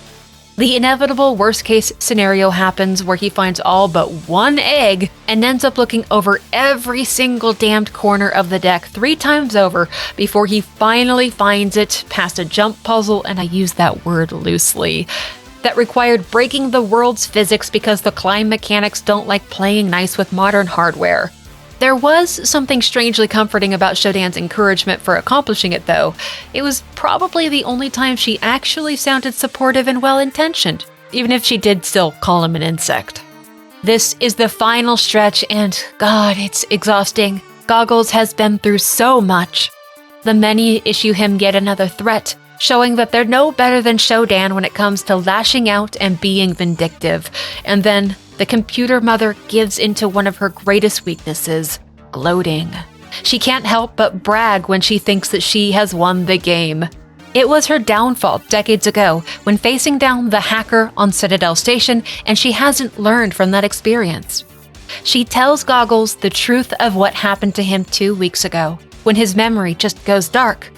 SHODAN had hoped Janice Polito would be her avatar, but well, things just didn't quite work out. Polito resisted, and SHODAN viewed it as a weakness, so SHODAN chose another. And when she saw Goggles, she saw an opportunity. She chose him. She sent a servant to incapacitate him, and his cybernetic implants were forcibly inserted. He never volunteered for this, like she originally told him. It's like she's been trying to turn Goggles into her next Edward Diego, into the next ultra-enhanced humanoid killing machine. But what she has actually created is this generation's hacker. Humans not motivated by greed tend to rebel when an overlord tries to tell them what to do, and Goggles is one hell of a rebel. SHODAN just doesn't quite seem to realize that yet. She coyly promises that when this is all over, they can explore the possibilities of an alliance together. Goggles finds the body of his beloved leader deep within the ship, Captain William Diego. The man knew that Goggles was fighting his way here and left a message for him. He was able to remain lucid in the end by forcibly cutting out parasites from his body. And that he's here dead on the ceiling of the med bay means that reversing the gravity is what killed him. It's possible that it's just because Goggles was too late, but either way, the guilt of Captain Diego's death is suffocating. The captain's audio log says that he left a weapon for the soldier in his private quarters. He can take the access card from his body if need be and go get it. It ends with Diego reminding him that the only person Goggles can trust is himself. On the command deck of the Rickenbacker, where he should finally be able to separate the two ships, their greatest obstacle yet presents itself. The Many has literally grown itself around the umbilical of the ships, making it impossible to pull them apart. The only solution now is destroying it. SHODAN orders him to take an escape pod near the back of the bridge, launch himself into the guts of the worm, and kill it. Goggles retrieves an annelid launcher from Captain Diego's room, a powerful weapon that will be useful once he's able to handle it, and he does one last sweep of the bridge for supplies and upgrades, and then submits himself to the unknown of an alien landscape. Goggles is on his own here. SHODAN cannot maintain contact with him. Everything within, save the objects consumed by the creature, are organic and living. This place is very much alive, and somewhere within is the brain of the Many. If he can destroy it, then he has won the day. Parts of the ship are embedded within the creature, and several crew members met their end here. Some of them took several hours or even days to die. One of them in particular, a man named Prefontaine, made efforts to figure out the nervous system of the Many and how to navigate through it. There's a literal sphincter blocking the way through the arterial passages, and Prefontaine figured out how to open that sweet sphincter up by destroying nerve clusters. Thanks to Prefontaine, Goggles makes it through, and up next are teeth, grinding teeth in a massive digestive tract. The whole thing is truly disgusting, and the noises it makes are like listening to someone chew with their mouth open. Prefontaine figured out that the creature they were inside of acted as the central decision-making being for the entirety of the species, and the prospect of what kind of evolution they could achieve after a few million years terrified him. These annelids were only a few decades old and had completely dominated the Von Braun and the Rickenbacker. Furthermore, what else was SHODAN capable of creating if she considered these to be errors and mistakes? The path leading to the brain is perilous and disgusting, the worst resistance Goggles has had to face off against yet. And then there's the room itself. He can see into it, he can see his goal, and swarms of alien foes just keep flooding out to try to stop him. Eventually, once he's cleared enough of a path, he has to just storm in and focus the brain, praying that he has enough ammo and time to kill it before the annelids overrun him. There are small, crystal-shaped nodes floating around the brain protecting it, but everything about it is weak. Goggles has to run around for some time before he figures things out, but once he pieces it together, he gets clear shots on the nodes, unloads onto the brain, and it's killed within seconds. And with it dead, all the annelids too drop. They can't survive without it. It's the Achilles heel of the species, and it's finally over. After catching his breath, he drops through the tunnels that ran beneath the brain, which feeds directly into the Rickenbacker, and one last time he hears the voice of the Many, warning him to beware of the Machine Mother, as she is a stranger to everything they cherish. And they're not wrong.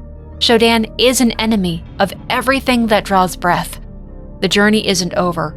Her betrayal is all but guaranteed as soon as he's back on the ship. And once he's on the Rickenbacker, the smooth voice of SHODAN calls out to him, thanking him for running her errands.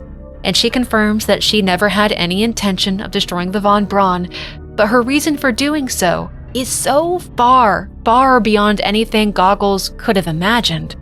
She has figured out how to use the FTL device to create pockets of proto-reality, like the cyberspace she once resided within at Citadel Station, but more tangible.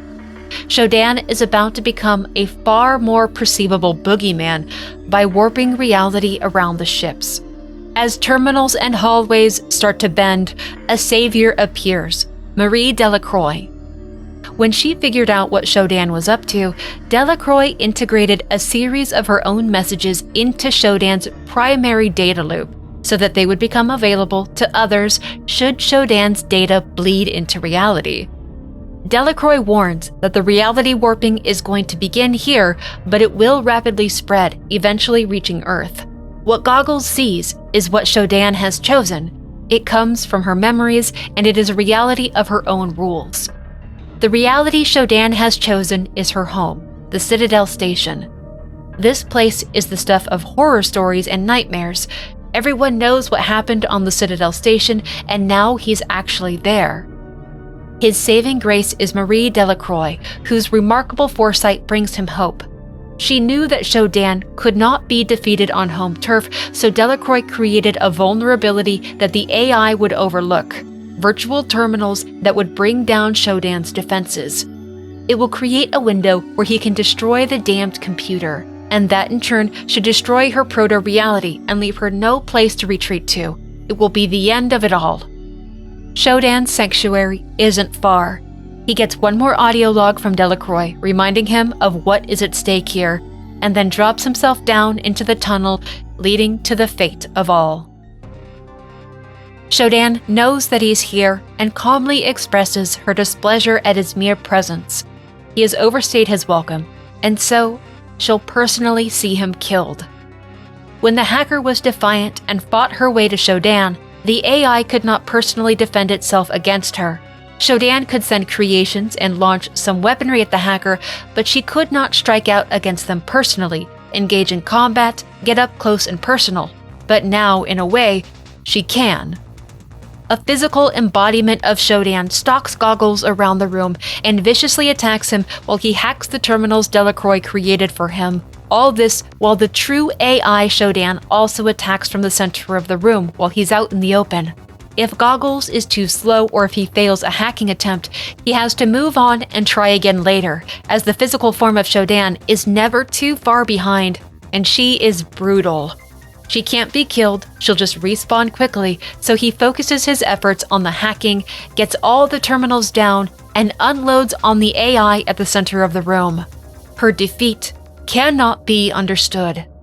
Goggles was someone not important, a tool meant to be disposed of. Yet he too has defied and now thinks to overthrow her. But perhaps this time, this rebellious human will listen to her offer of friendship, unlike the hacker all those years ago. SHODAN heaves her insults at Goggles, asserts her dominance and proclaims her magnificence, and then extends to Goggles an offer of more power. She offers Goggles implants, hardware, a transformation into something more efficient, and a spot at her side as a ruler over whatever new reality she creates. His answer is a quick nah. A final shot to SHODAN's head is the end of her, the end of her proto-reality, the end of the horror story. The many are gone, and she is too. Tommy Suarez and Rebecca Seidens are still within hailing range of the Von Braun, so Goggles is able to contact them, to let them know that he has managed to retake the ship. They're going to turn around and join him. But Tommy is worried about Rebecca. She's been acting odd since they left the ship. Now, whether it was the proto-reality that made this possible, or whether it was a backup preloaded into the implant, it's impossible to say, but SHODAN foresaw the possibility that she could be defeated again. And this unimportant woman that few would miss was her contingency plan. SHODAN found a way into flesh. She broke into reality. She was far from done.